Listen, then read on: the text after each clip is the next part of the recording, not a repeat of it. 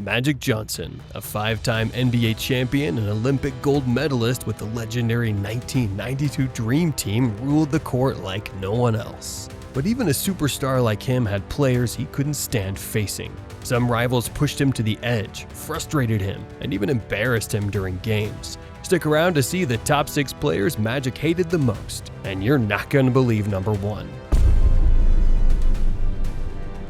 If you ask Magic Johnson which player pushed his buttons the most, he'd probably sigh, smile, and say one name: Michael Jordan.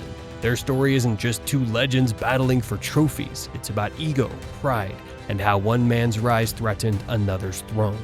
Back in the 1980s, Magic ruled basketball. He was the face of the Lakers, the hero of Showtime, smiling and winning titles like it was routine. He had 5 rings, 3 finals MVPs, and every big endorsement in the book. Converse had him, corporate America loved him, and for a while, he was untouchable. Then came Michael Jordan. Jordan entered the league in 1984, flying through defenders, talking trash, and signing the kind of deal that flipped the entire sports business upside down. Nike gave him the Air Jordan line, and overnight, Be Like Mike became a global obsession. Magic saw all that and couldn't help but feel it: jealousy. He later admitted it. He comes in and got all the endorsement deals, Magic said. Yes, I was mad. Yes, I was jealous. And who could blame him? He had built the stage Jordan was now owning. Even Jordan understood it, saying later, Magic should have had that way before me. His personality, his charm, he deserved it. I think that's where the jealousy between us started. But it wasn't just about fame and money. There was pride too. In 1987, Magic won the MVP award, and Jordan, who had just finished a season averaging 37 points per game, wasn't exactly thrilled. He felt robbed. You have to question what is the credentials for the MVP, Jordan said, clearly aiming that line at Magic. No one really knows. He thought his all-round play, scoring, defense, steals was being ignored. And for someone like Jordan, every snub was fuel. Their real battle came in 1991 when Magic's Lakers met Jordan's Bulls in the NBA Finals, the veteran king versus the hungry challenger. The Lakers won Game 1, but the Bulls adjusted fast. Coach Phil Jackson switched Scottie Pippen onto Magic, and the series flipped. Chicago took the next 4 straight, giving Jordan his first championship. That series felt like a handoff between generations. Magic admitted later, Pippen did a great job on me. Everyone knew the torch had officially passed. For a while, the media kept stirring things up, claiming Magic disliked Jordan off the court. But Magic shot that down. The media made that up, he said. I called Michael and told him I never said that. We respect each other. We have a solid relationship. Still, their competitive edge never went away. Magic once said the Detroit Pistons, those rough, bruising teams of the late 80s, were the reason Jordan became the GOAT. They took cheap shots, Magic said, but they made him the GOAT. Then came the Dream Team in 1992. For the first time, they played together instead of against each other. Magic had recently retired after his HIV diagnosis. But in Barcelona, he was back, smiling and dishing assists again. I could throw it anywhere. He was going to go get it and dunk it, Magic said, remembering those fast breaks. That summer softened everything. They played cards, laughed, practiced together, and the rivalry slowly turned into friendship. But deep down, both still knew they'd spent their primes chasing each other's shadows. Ralph Sampson was not the kind of player who cared about Hollywood stars or big names. He was tall, quiet, and confident. The kind of man who believed he could beat anyone if the game was played fair and hard. In 1986, he got his chance to prove that against Magic Johnson and the mighty Lakers. And what happened that spring still stings every Laker fan who remembers it. The Rockets were young and wild, led by the Twin Towers, Sampson and Hakeem Olajuwon. 2 7-footers who played like they owned the sky. The Lakers were the defending champs, the team that everyone expected to return to the finals again. But Sampson had other plans, and he didn't just beat them, he embarrassed them. It started in Game 1 when Los Angeles took the win, and everyone thought the Rockets would fold. But after that, Houston took over. Sampson and Olajuwon crashed the paint like a storm, pushing and fighting through Kareem Abdul-Jabbar, James Worthy, and anyone else who dared block the lane. The series got heated fast. Bodies hit the floor, elbows flew, and tempers boiled. By Game 5, the Lakers were desperate to survive, and the Rockets were just too confident to care. With the score tied at 112 and only a second left, Sampson caught an inbound pass, twisted in midair, and flicked the ball up. It bounced once, twice, and then dropped through the net. The crowd went silent. The Rockets had done it. They knocked the Lakers out of the playoffs. As the Lakers walked off the court, Sampson didn't hold back. He walked up to Magic Johnson and said, "Had you won, we're going to beat you in Houston anyway. You don't have to travel." It was cold and sharp, the kind of line that sticks forever. That one sentence turned a tough loss into pure humiliation. Reporters later called it the biggest upset of the 1986 playoffs. The Rockets had dethroned the team everyone thought was unbeatable, and Sampson was the one who finished the job. The rivalry didn't turn into a long feud, but that moment left a mark. Magic never forgot it. Sampson had stood in front of a dynasty and told them to pack early. The Lakers would go on to win back-to-back titles later, but even Magic admitted that loss changed everything. It made them angry, focused, and determined to never let something like that happen again. Sampson's career would later take different turns. He fought through injuries, moved teams, and even when he played for the Warriors, he still seemed to find his way back into Magic's path. During one of those games, he came out blazing. Dunks, jumpers, passes, everything clicked. He scored 24 points with 8 rebounds and 5 assists, and for a while it looked like he was about to write another story at Magic's expense. But the Lakers closed that game with a 22-5 run. Magic scored 31 and spoiled Sampson's night, a small payback for 1986. That playoff battle stayed their most defining clash, the night when Sampson stole the spotlight and silenced Los Angeles. The Lakers never liked to talk about that series, and Sampson never needed to remind anyone. Wilt Chamberlain was unlike any player the game had ever seen, and even long after his NBA career ended, he remained a force that could overwhelm anyone who dared face him.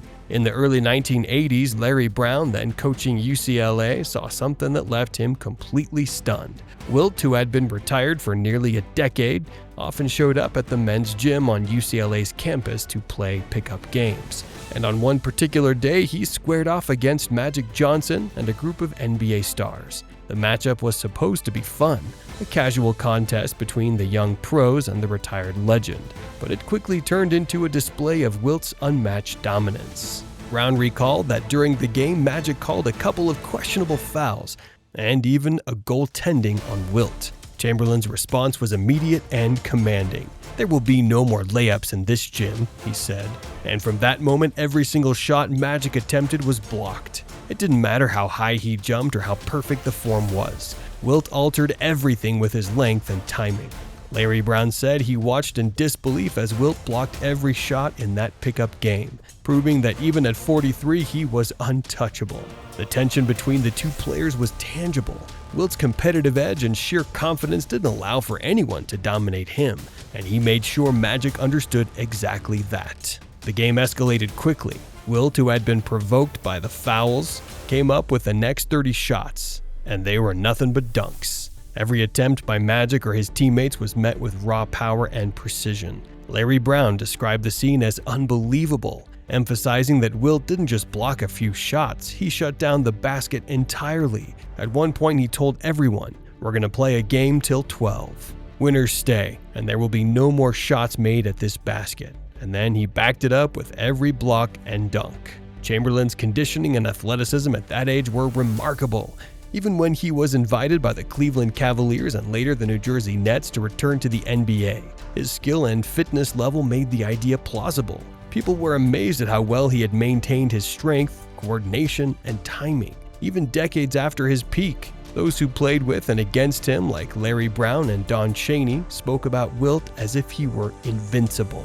He carried that aura into pickup games, and Magic Johnson quickly realized he was facing a player who could not be intimidated or outperformed on raw ability alone. Wilt's dominance wasn't just in blocking shots. He changed the way players approached the game. His sheer presence and strength forced opponents to adjust everything from shooting angles to offensive strategies.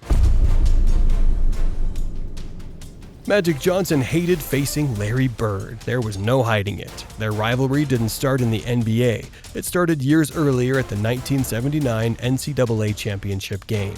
Magic's Michigan State Spartans went up against Bird's Indiana State Sycamores in Salt Lake City. And that game still holds the record as the most watched college basketball final ever. Magic's team won, but Bird showed everyone why he was special. From that moment, a tension began that would follow them for the rest of their careers. Bird was called the Great White Hope, a label he never wanted. He was a small-town Indiana player with incredible skill, a sharp basketball mind, and a stubborn determination to prove himself. Bird didn't like being defined by race or hype, but the media insisted on framing him against Magic. When they entered the NBA in 1979, the tension only intensified. Bird was drafted 6th overall by the Boston Celtics, but stayed one more year at Indiana State, signing what was then the richest rookie contract in team sports. Magic went 1st overall to the Los Angeles Lakers. Their first NBA meeting on December 28, 1979 was electric. Boston's veteran-laden Celtics faced the young Lakers. Magic had already made a name for himself, and Bird, even as a rookie, showed that he belonged. Words were exchanged, glares shot across the court, and for those watching, it was clear that this was more than just basketball, it was personal. Bird had to earn respect from his Celtics teammates. Veterans like Sidney Wicks and Curtis Rowe doubted him. But Bird quickly proved he could dominate, taking command of the team and earning the Rookie of the Year in 1980.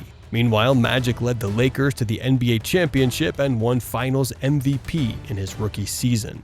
Bird was angry about that championship. He wanted to win it all himself. That competitive fire between them fed the rivalry, and it only got more intense over the years. From 1980 through the late 1980s, Magic and Bird met in countless critical games. The Lakers and Celtics faced off in the finals in 1984, 85, and 87. Each series was a battle of wills, skill, and endurance. Bird, representing Boston, the blue-collar city, had a no-nonsense approach. Magic in Los Angeles had style and showmanship. The rivalry became a cultural phenomenon. Fans rooted for cities, but everyone tuned in to watch the two stars push each other to the limit. They weren't just teammates, they were mirrors, reflecting each other's greatness and pushing each other to be better. Michael Cooper, who played against both, said, "They truly were a combination that the basketball gods meant to come." Cooper knew that the NBA's survival and rise in the 1980s was because of the tension between Magic and Bird. Without them, the league might not have reached the heights it did. Their rivalry wasn't just games, it was history in motion, shaping how the NBA was watched, followed, and loved. Magic often said he circled the Boston-LA games on his calendar each season. Everything else was the other 80, the games that didn't matter nearly as much. He dreaded the day Bird would retire. In 1987, he admitted, "It would be a different game for me if he was gone." Bird was his measuring stick. Without Bird, Magic said, basketball wouldn't feel the same. Their relationship was tense, relentless, and sometimes bitter, but it defined an era. Every time they faced off, the rivalry was renewed. Bird's focus, precision, and competitiveness clashed with Magic's audacity and energy. Every pass, shot, and defensive stop carried weight because of who the other player was. Magic Johnson had a list of opponents who truly tested him, but one player that stood out for making his blood boil was Bill Laimbeer. Laimbeer was the heart of the Detroit Bad Boy Pistons, a team that thrived on physicality, toughness, and intimidation.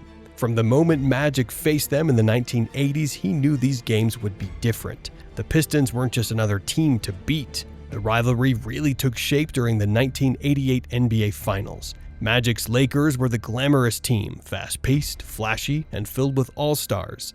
Detroit was the exact opposite. They didn't care about style points. Their goal was to break you physically and mentally. Laimbeer, the Pistons' center, was notorious for taking cheap shots and playing aggressively in the paint. Every screen, every rebound, every drive to the basket came with contact. Laimbeer made sure no one felt comfortable on the court. Magic remembered games where if you flinched just once, it was over. That was Laimbeer's signature, intimidation. During the 1988 Finals Game 1 at the Forum, the Pistons shocked everyone with their physical dominance.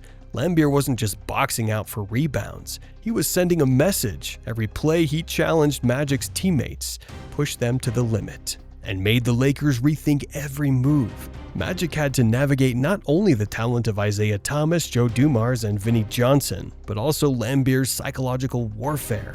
That first game set the tone for the rest of the series. Even though the Lakers won in 7, Magic remembered the stress, the bruises, and the constant tension Lambier created. The following year, in the 1989 finals, the rivalry intensified. The Lakers were again favorites to win, but Detroit had grown stronger and more confident. Lambier was at the center of their defense, controlling the paint, fouling strategically, and ensuring that the Lakers couldn't dominate inside. Magic and Byron Scott both struggled with injuries that series, and Lambier exploited every weakness. He would throw his weight around, intimidate shooters, and often walk the line between legal play and outright aggression.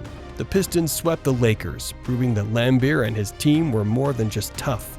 They were unstoppable when on a mission.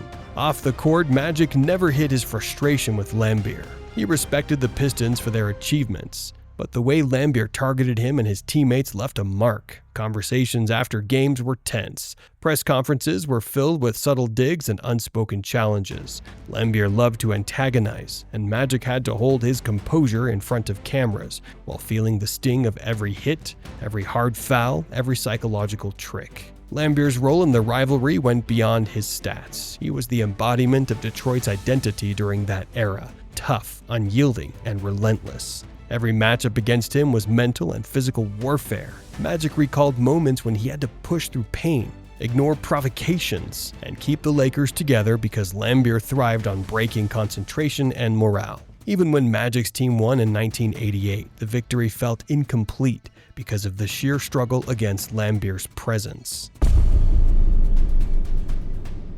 Magic Johnson and Isaiah Thomas had a friendship that ran deep, but every time their teams met in the NBA Finals, that friendship vanished. The first real clash came during the 1988 Finals between the Los Angeles Lakers and the Detroit Pistons. On the court, everything changed. They were no longer friends from off-season hangouts or teammates in all-star games. They were enemies fighting for a championship.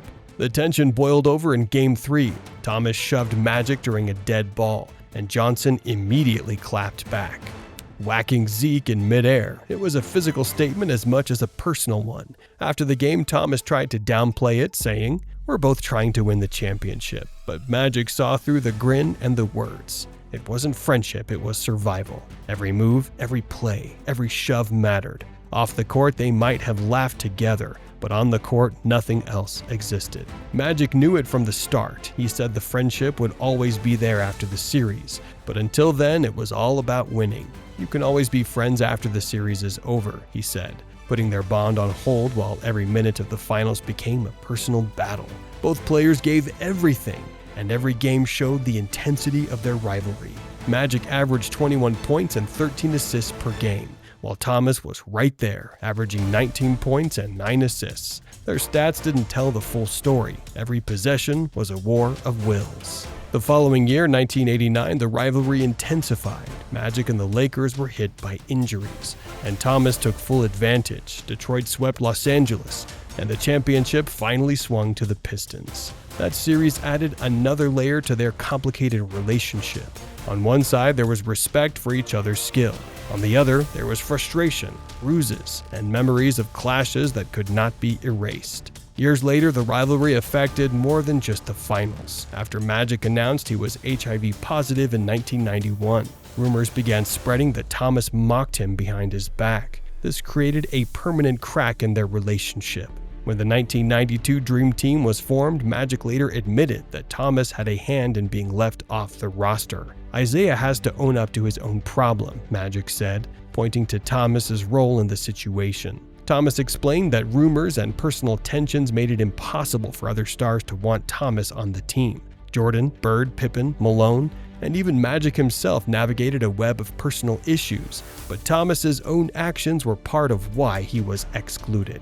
Despite the bitterness, there were moments of reconciliation. Magic and Thomas would occasionally face each other in interviews or public appearances. But old wounds remained. It wasn't until 2017, decades after the finals battles, that they finally sat down together and buried the hatchet. During an emotional NBA TV interview, Magic apologized, saying, "You are my brother. Let me apologize to you if I hurt you, that we haven't been together." Thomas broke down crying, yet humor found its way back. "I'll always be here," Thomas said, laughing through tears, "but I'm still mad that you beat me." From their first intense final showdown to the off-court rumors and the Dream Team controversy, their story is one of talent, ambition, and the thin line between friendship and enmity, with each encounter leaving a mark that lasted decades. These were the 6 players who drove Magic Johnson crazy on the court. Who do you think would have won in a one-on-one against Magic? Drop your thoughts in the comments. Hit like if you enjoyed the list, and don't forget to subscribe for more basketball stories you won't hear anywhere else.